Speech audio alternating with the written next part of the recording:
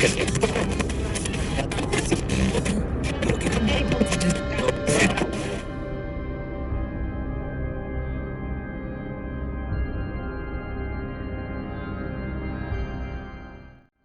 hometown has its secrets, but some stories echo louder than others. Different pasts, shared chills, and stories that still haunt us. Welcome to the Story Seekers, the podcast where we explore creepy legends, haunted histories, and the truth hiding beneath the folklore. I'm Laura. And I'm Charne. And today we're each sharing a haunting from our hometowns, the stories that got us hooked on the strange. So before we dive into the ghost stories, we thought we'd properly introduce ourselves. I'm Charne. I grew up in South Africa, where there's no shortage of strange folklore and ghost stories. I've always been drawn to the eerie and unexplained, even as a kid. And I'm Laura. I'm originally from a small town in the UK called 𝑒𝑟𝑒𝑠. It's surrounded by foggy fields, old churches, and the kind of legends that give you goosebumps. I've always loved folklore, especially the kind that makes you question what's real. We met each other in Vietnam, where we are currently living, two expats with a shared love of creepy stories and late-night research rabbit holes. One spooky conversation turned into 2, then 10, and eventually we realised, why not start a podcast? And here we are, sharing the stories that fascinate us, freak us out, and make us wonder what's really lurking in the shadows. So, how have you been, Miss Laura? I've been good.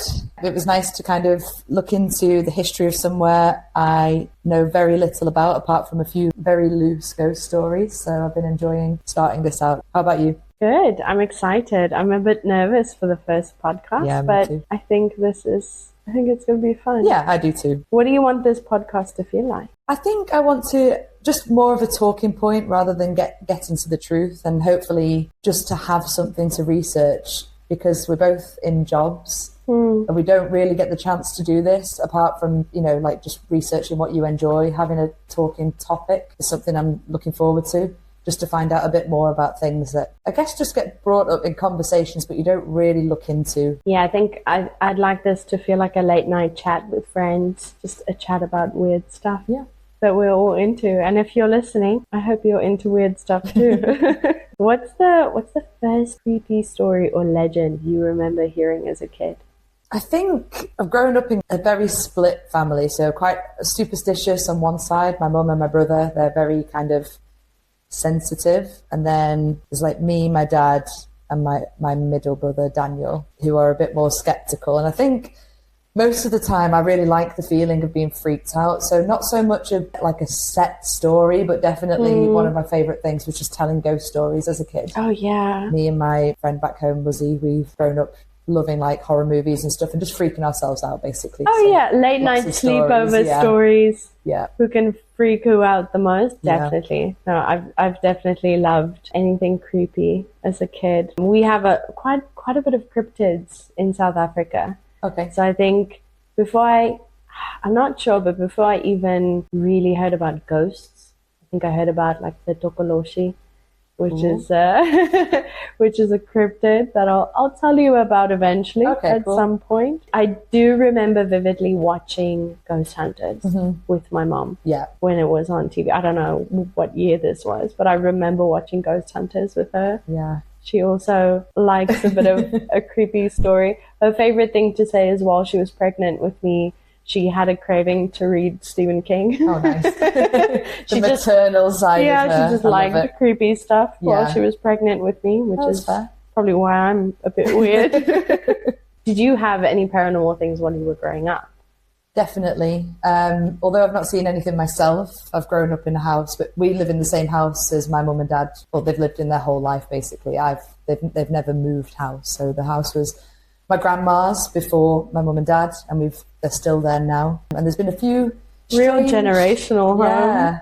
Been a few strange stories where my mum's got very upset about, not upset, but she's very, very assured, like very, very certain that she's seen things in the house. And we've kind of looked into the history of the house as well. And some things have matched up. I'll probably go into them eventually, but Yeah, I think my mum definitely is more sensitive, and being a nurse as well, being in hospital, me and my dad always blamed it on the late nights that she's there working. I think working nurses long, have the best stories. Yeah. Do you believe in ghosts or spirits? I don't think I do. I think, yeah, Gasp. I really want to, and I'll never judge somebody if they told me a ghost story. I believe the person more than the story itself. I find people to be really truthful. But until I see something, I believe other people have seen things. It's really weird. You put too much faith in people. I believe their stories, but I do believe some people are more sensitive. What about you? Do you believe? I do. Do you? I do. I haven't seen anything myself. Felt a lot. Weird to explain, but yeah, I've definitely, in that sense, experienced some stuff. But I don't know if I believe in like ghosts in particular. I believe in energy. Yeah. And obviously energy, you can't destroy energy. It has to go somewhere. Yeah.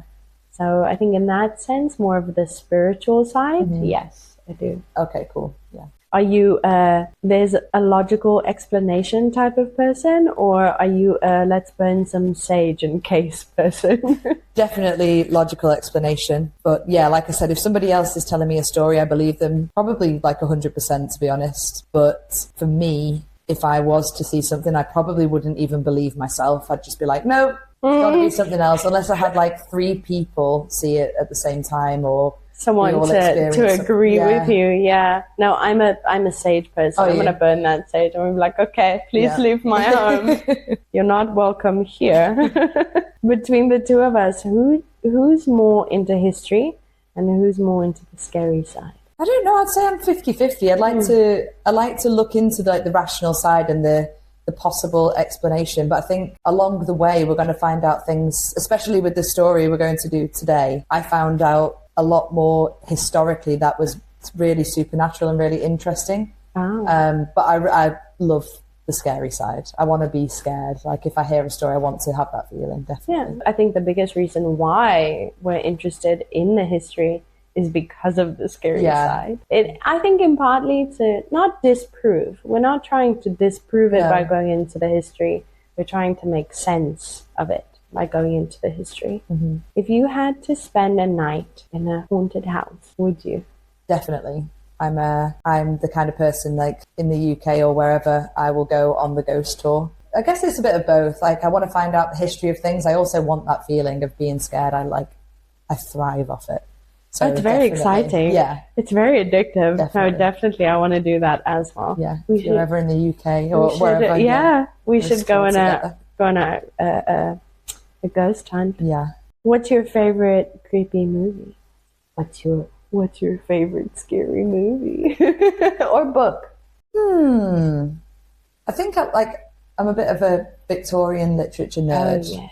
So I like a lot of the early things that I think I've spoken to you about this before, but I love Frankenstein. I think it's like the feeling of just when it's not really supernatural. It's more like obviously gothic.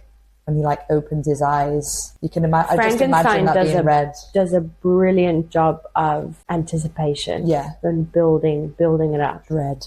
I think mine was definitely Dracula. Really, both the book and the original film. I really want to reread the book. I read it recently, and then after that, I also read Salem's Lot by Stephen King, which is. I would say like an homage to the Dracula. Okay, cool. Because Stephen King apparently he said that he loved Dracula as well. Yeah. Horror movie though? Any like Scream kind of classic, cult classic? Not so much now, but definitely when I was growing up, me and my friends used to love The Ring. Because there was nothing quite like that movie when I was younger. It was so weird. Like everything about the movie was it was really different at the time. Very. Just really super creepy. Kind of like the movie buffs out there are probably going to slate me for this, but I feel like the cross of the supernatural coming through technology was just it was a bit more out there. So it really scared me. Yeah, almost like dabbling in, I don't know, sci-fi. Yeah. But I agree. That was definitely one of the first movies I think that really played with that. Yeah. That's a good note. I think mine, Not going back too far. It might be a bit far. The Paranormal Activity. Okay, cool. Or Paranormal like Activity. Proper like jump scare kind of. 100%. Just the eerie. At least the first one. Yeah. I don't know if you remember or if this was the same in your like community of friends, but the Paranormal Activity just came out. Mm-hmm. There was no advertising for it. There was nothing. So when it came out, people legitimately believed that it was an actual thing because they hadn't really seen anything like it. Yeah. There was, what was that movie that was similar? It was also like cam footage, something witch. Oh, Blair Witch. Blair Witch. So I think it was the first thing after Blair Witch. Right. That was really had that element to it. You can see why that would scare. Yeah, because you're watching this and you feel like you're watching footage. Yeah. I think that to me, the old style of like cam footage. There. I love playing games too, and horror games with that element to it, where you have a camera and you're the one walking around. Terrifying, but in a good way. Are you going to start us off with a story? Yeah, sure. Let's listen to some hometown ghost stories. To my dearest brother, Thomas, if you're reading this, it's only because I could not bring myself to burn these pages, though I ought to have done so. I don't write for sympathy, but for warning. Something dreadful treads these halls, and I fear I shall not leave Ordsall Hall alive. I arrived 3 nights past, a guest of Sir Edmund Radcliffe, whose hospitality is as grand as the house itself. He invited me for rest, expert hosting, and a treat from the smoke and noise of London. I accepted eagerly, charmed by the promise of quiet country air and good company. Yet something is terribly amiss. The servants speak in hushed tones, and they sign the cross whenever they pass the star chamber. I laughed at first, country superstitions, but now I no longer laugh. The second night I awoke in darkness, though I had left the hearth burning low. The fire was out. My candle wouldn't light, as though the very air refused to hold the flame.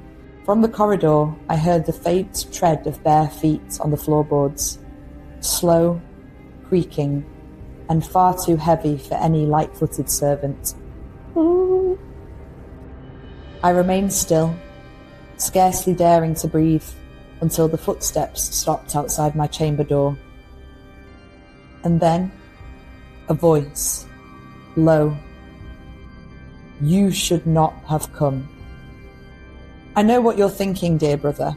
An old wives' tale, eerie fireside stories from our childhood.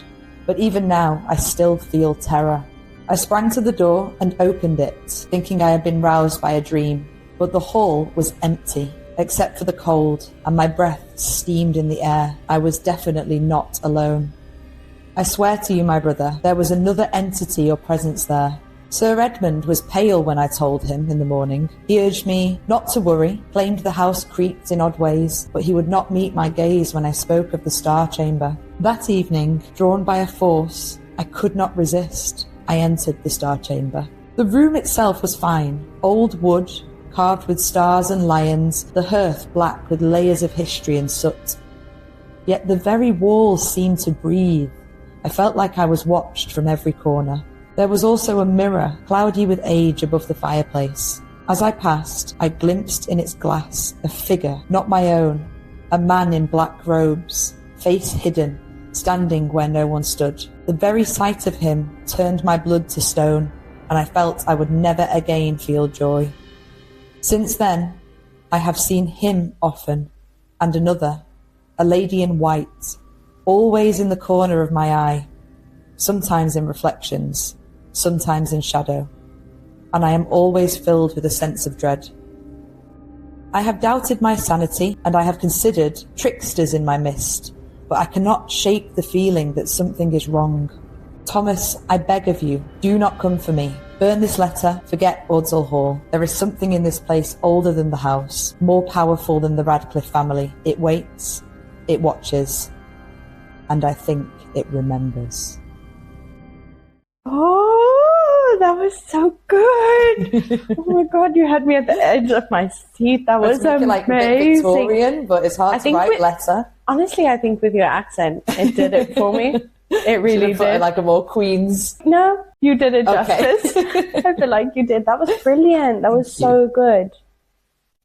So I wanted to go now into the history of the hall. So I'm going to talk about a place that I've been on many school trips to. My family all tell stories about the supernatural sightings there. But I didn't know how interesting the history itself would be. Most of the sightings, just a bit of a disclaimer, most of the sightings are just similar to what I mentioned in the story. So there's a lady in white I'll go into, and a mysterious black figure of a man. But it's all word of mouth. There's no like photographic evidence. There's nothing. Yeah, initially I thought this would be a spooky story, but for me, the history is more supernatural. Ordsall Hall, based in Salford, once a thriving industrial town, now home to media city and young professionals, is the base where I'll talk about. Ordsall Hall is a manor house or a stately home dating back to the 15th century. It boasts Gothic fixings and Edwardian architecture, and the early areas of the house are original. But for tours, some parts of the house have been restored just because they're so dilapidated. The gardens are a big talking point and have been the setting for lots of UK dramas and movies. The ghost tours are really popular, and if you want to, you can stay in parts of the house. Oh, shall we go? Yeah, I'd love to go. Oh, we should do that. I've never looked at the price, but I will definitely look. How about the ghost tours? Have you been on? I've never been on a ghost tour there. We used to do kind of like school trips there, and we used to have like a Tudor day or like Edwardian day where everybody would dress up and take photos there. But I feel like the past 10 or 15 years, the ghost tours have become really popular. Yeah. Most of the time, people from the States who, like any part of the world, basically, who will come and YouTubers. Like, they want that like authentic UK like scare. And it's definitely, it's so grand. You can see why people kind of get like wrapped up in the supernatural side of it, even if they haven't seen it. Yeah, because that's the perfect scenario to see a woman in white. Yeah, it's a really typical. Edwardian in the house. Really typical. We're going. It's been decided. So yeah, the ghost tours are really popular. The building has always fascinated the supernatural enthusiasts or seekers, due to the sightings of the white woman and other ghostly apparitions. But today I'm going to focus more on the history of the White Lady, who really interested me, or Lady Radcliffe, because there was a lot of speculation about who she was, and people have 100% come to the conclusion that it's Lady Radcliffe. What a strong surname that is. Radcliffe. Yeah, and it's like Radcliffe with a Y, so I kind of like that. Oh, it's like...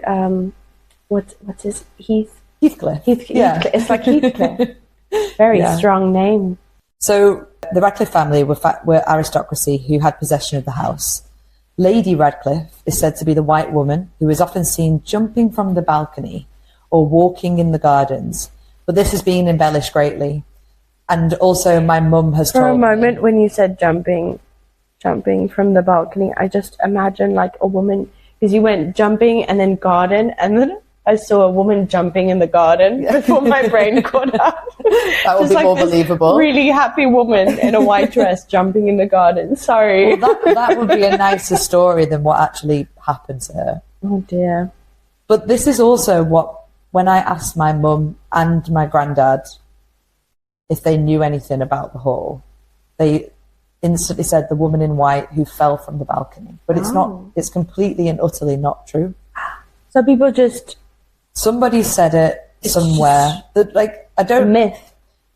The woman in white kind of... I'm not saying like I'm a ghost hunter and this is all true, but the woman in white has a resemblance to her.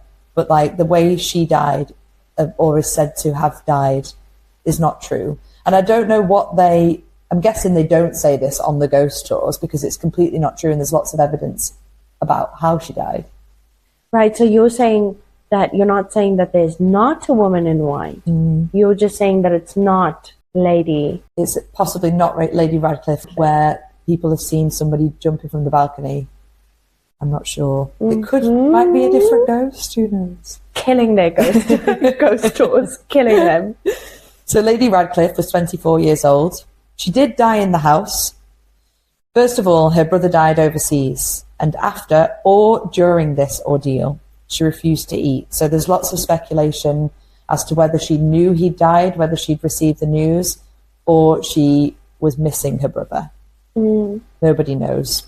It could be that, you know, a lot of people in stories always say, like, they just knew. Yeah, she could have had like a sense. Yeah. So she died of malnutrition because she refused to eat. It's really horrendous. And that would be a horrible way to go. Yeah, really like distressing way to go. Apparently all of the servants tried to make her eat and she just refused. So she died in the house after a long period of just not eating, basically. Those poor servants. Yeah. I mean... Pay me more. Yeah. Were they even paid at all? Were they slaves? Probably not. It's not going to that. No. So her life, actually, there's not a lot recorded about her life, but what I did read was very interesting. So she was a lady of aristocracy. She was an English courtier and led a life full of glamour and fame, considering the times. Oh, wow. And I had a quote here, which was like almost like a news report in a very, very old newspaper. We'll put the dates and celebrity tabloids. Yeah. I'll find the reference to it, but yeah. So she wore a gown of white satin, richly cut with a cloth of silver, and of course the wealth of her family before her. So she was very much looked upon in terms of like being a woman and like fashion. There's nothing recorded about what she liked or of course not. Her hobbies just a pretty face. Yeah.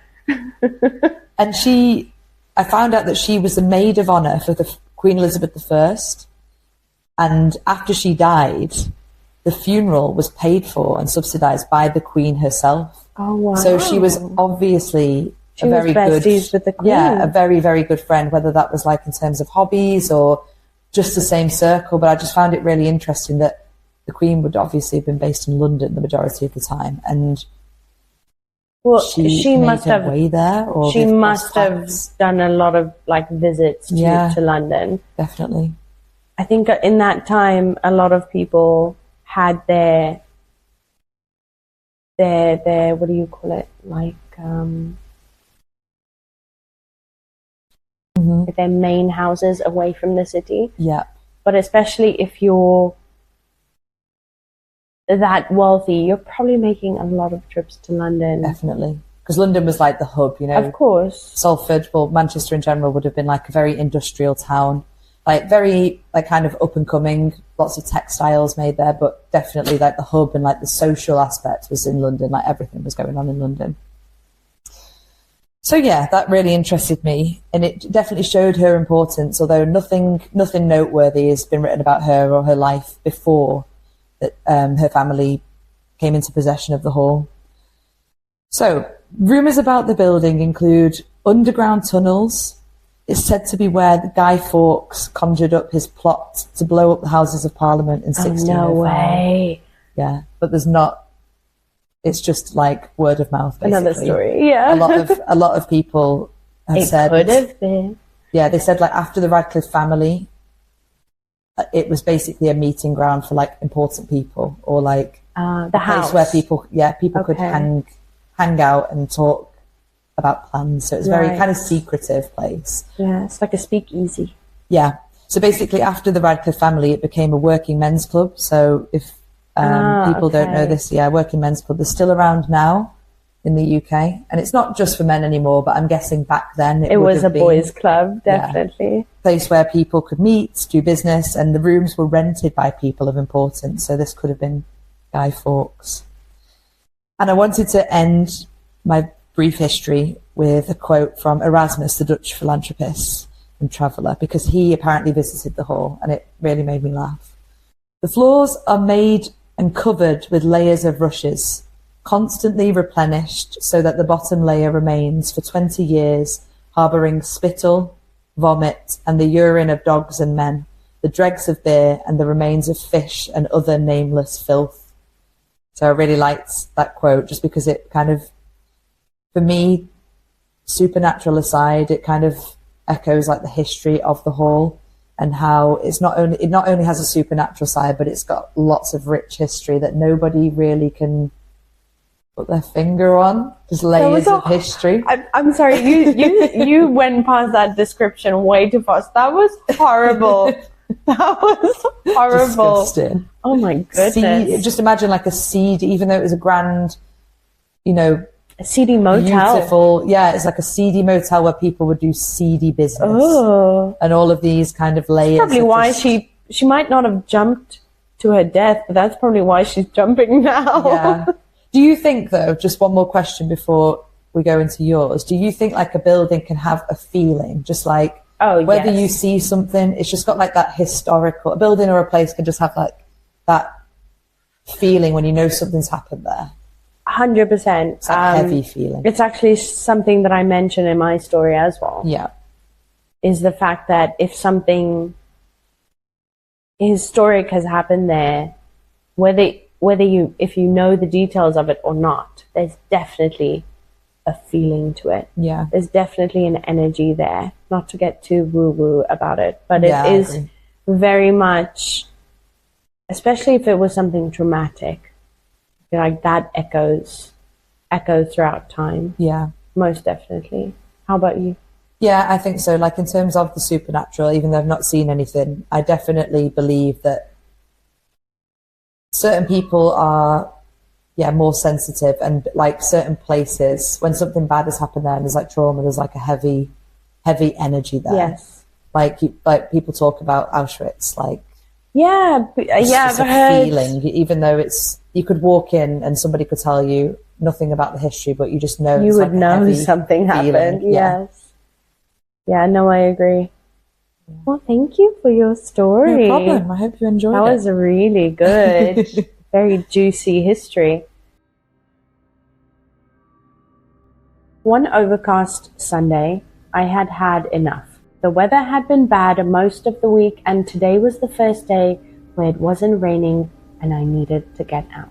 So I took Daisy, my new puppy, and we followed the winding road up to Majuba Mountain, a mountain just on the edge of town where the Battle of Majuba Hill had turned blood into legend back in 1881.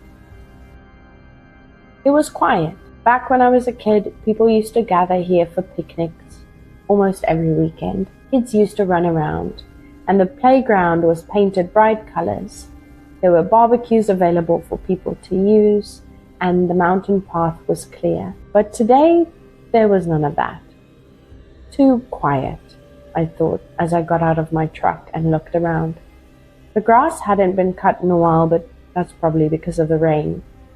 Most of the barbecues were missing grids or were just broken in general. The rusty playground made this place look abandoned and very eerie. I threw on my coat. The air was still a little nippy, and I knew that once I got up to the top, there would be nothing blocking the wind. I fastened Daisy's leash, and without another glance, we started up the mountain. We climbed higher, wind curling around us like fingers, until we found the first clearing with some horizontal ground and where the first memorial is. I knew there was just one more stretch before getting to the top. I was panting, but Daisy seemed to still have a lot of energy. I looked back down where I had just come from. I could see my white Ford parked under a tree at the bottom. It looked so small. Then I saw the monkeys running across the path, and I shivered. "I'm glad I missed them," I whispered, especially because it looked like some of them have their babies clinging to them, and they can be pretty dangerous. About 20 minutes later, I reached the top of the mountain and could see the big memorial on the top of a little hill. Ugh, I forgot how uneven it is up here. I made my way over to the memorial stone when Daisy stopped in her tracks, and I almost stumbled over a loose stone. When I looked at her, all of her hair was standing on end. Jack Russells are brave and would try to take on a lion if they got the chance. So I looked around, hoping I wasn't going to run into some monkeys. But I heard nothing. only the wind howling in my ears. Actually, I think the wind had picked up even more then. Daisy growled low in her throat, a sound I'd never heard from her before, and I could have sworn she locked eyes onto something I couldn't see. I followed her gaze. There was nothing. But the air had changed. It was heavier, colder, a weight pressed between my shoulder blades. Then Daisy whimpered and stepped backwards, tail low, eyes wide and wet with fear. It felt like we weren't alone, like we were being watched. I knelt beside her and whispered, not just to her, but to whatever I couldn't see. "We're not here to disturb you," I said. "We're just passing through." And maybe they heard me. Maybe the dead can still listen. Because slowly Daisy's shivering eased. She pressed into me, no longer staring into the space where something had been. The wind calmed, not gone, but it calmed down. We took one last look from the top, but with the clouds, I couldn't really see far, so we headed back down slowly, as not to become another ghost on Majuba Mountain. Today I will be telling you about a mountain just outside of my town called Majuba Mountain, a mountain said to be haunted by soldiers that lost their lives there. I'm from South Africa and I grew up in a small town called 𝑠't𝑜𝑟𝑒𝑠 in Mpumalanga, which is about 2.5 to 3 hours southeast of Johannesburg. 𝑠't𝑜𝑟𝑒𝑠 is a beautiful little town, and growing up there was not much of anything to do. We mostly hung out with our friends at someone's house. We would go sit down at the park somewhere or just walk around the cemetery. Or train tracks. That was a big thing. We spent quite a bit of time on train tracks. Horrifically. I can't believe we did that, but we did.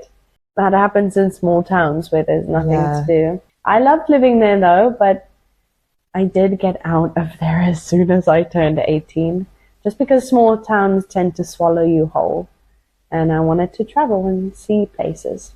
When I was 19, I left South Africa with my then boyfriend, now husband, and we went off to Thailand for a year. After that, we decided on Vietnam, and we've been here ever since.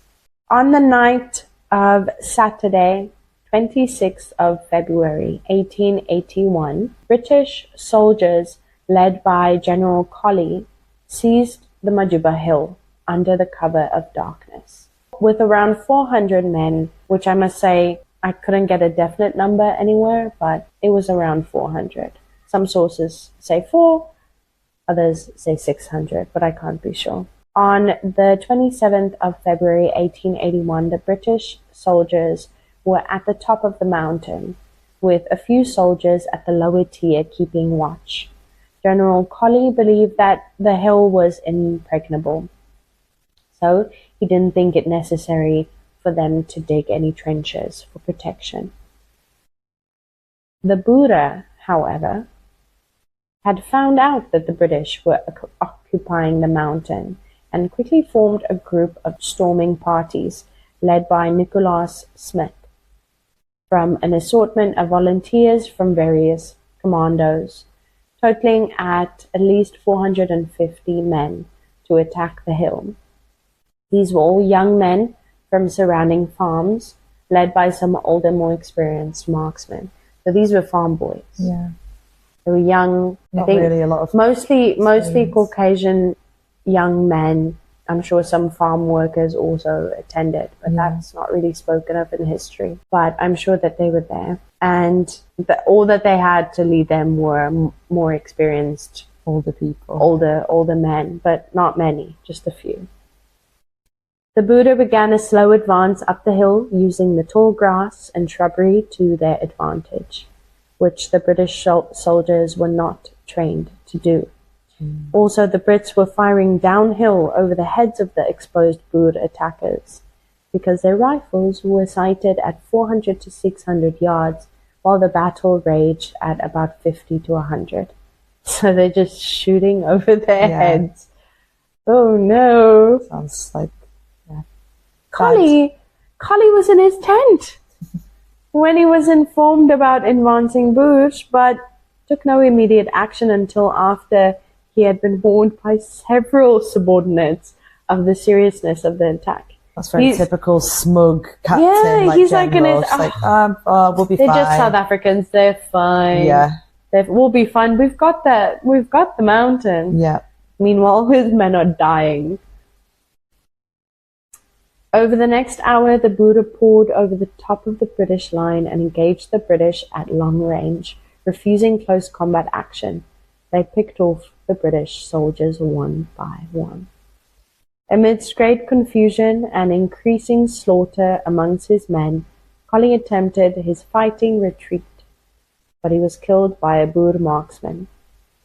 The rest of the British force fled down the rear slopes of Majuba, where more were hit by the Boer marksmen firing from the summit.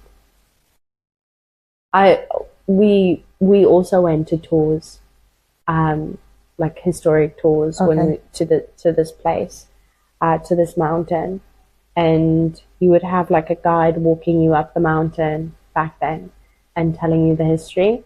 And I've always imagined a Spartan like kicking people off of the mountain, because they pushed the English to the point where they had no way to go. Right. And it was said, at least when I was a kid, it was said that some of them fell off of the other side. Because when you do get to the top, there is a bit, not a huge, but there's a cliff face. Yeah. That's why you go up the one side and not the other. Right. And then some of them did submit. Okay.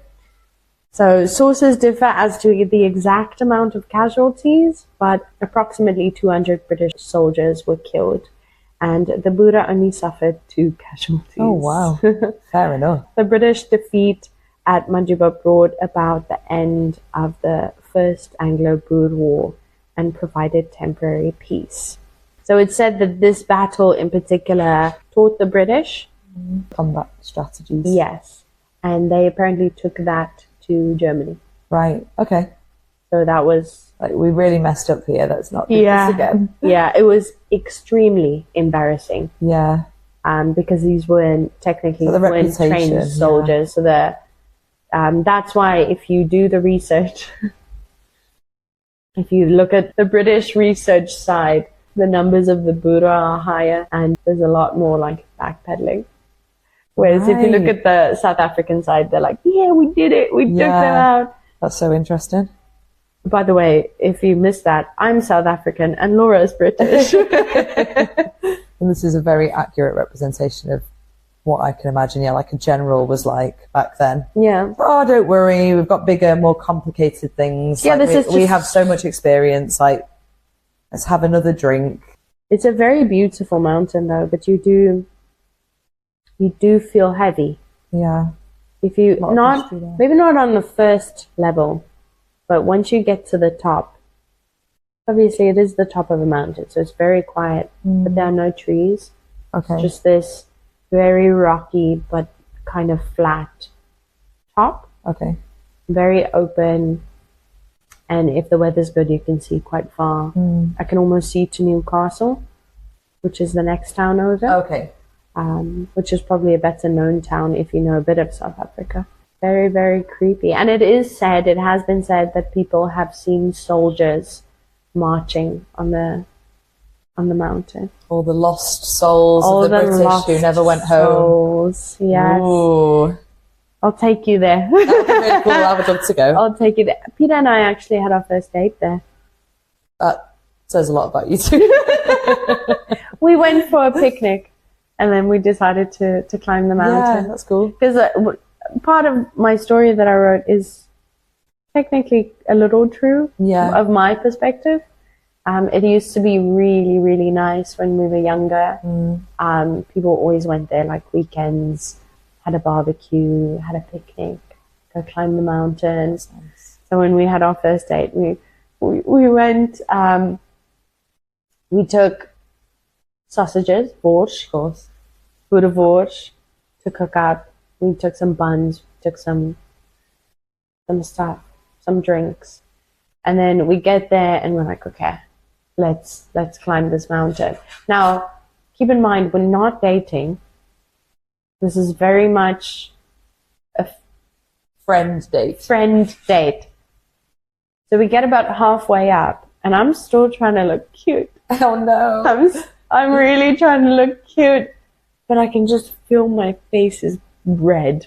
Yeah. And I can the sweat, and I don't want him to touch it. You know how I feel about people touching me if I've been sweating. How long does it take, like, on average? Is it a hard walk? It depends on the season, because Yeah. if it's been raining quite a bit, it's a bitch to climb. It's very much a hike. Feels like an accomplishment when you get to the Oh, top. 100%. 100% it is. Well, I guess if you're a mountaineer, it might be nothing. But for me, on our first date, it was not the time. horrible. But at least we were both red-faced and sweaty. Yeah. So. Yeah, in it together. But then those hot dogs are amazing when you get back down. Actually, we've kind of made a habit of climbing the mountain every time we go home. That's cool. Like Don't know why, but it's just ended up that way. But that's my story. Thank you. Because Peter's like, I think he's a little bit superstitious, right? But I feel like, has he ever had like a feeling when he's been there? Or does he just say the same, like it feels heavy, like? I don't think we've ever talked about it, actually. We'll find out the next time. Yes. Peter, comment down below. No, I'll ask him, but probably not. No. Maybe, but probably not. I don't think he's not a believer. He's not. No. I don't think so, no. A bit skeptical, as I think everyone should be a little bit. Thanks for listening to the Story Seekers. If you enjoyed this episode, our first episode, don't forget to like, subscribe, and share your thoughts in the comments down below. And let us know, what is your hometown ghost story? We might do a story of your hometown. Let us know. Thank you again, and see you for the next episode. Goodbye. Goodbye.